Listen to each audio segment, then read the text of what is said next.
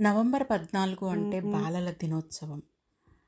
మన దేశ తొలి ప్రధానమంత్రి పండిత్ జవహర్లాల్ నెహ్రూ గారి పుట్టినరోజు.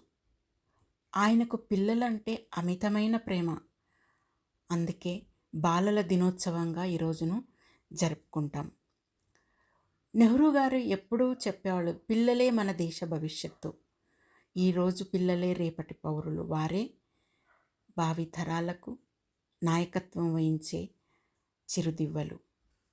చిన్నారులంతా శాంతి, స్నేహం, సమానత్వంతో తమకు నచ్చిన రంగంలో, అంటే చదువులే కావచ్చు, క్రీడలే కావచ్చు, ఏ రంగంలో అయినా ముందుకు వెళ్ళాలని, ఖచ్చితంగా వాళ్ళు అనుకున్నది సాధించాలని కోరుకుంటూ ఈరోజు పిల్లలందరితో బిస్కెట్స్ పంచుకొని బాలల హక్కుల సంఘం బాలల దినోత్సవాన్ని జరుపుకుంది.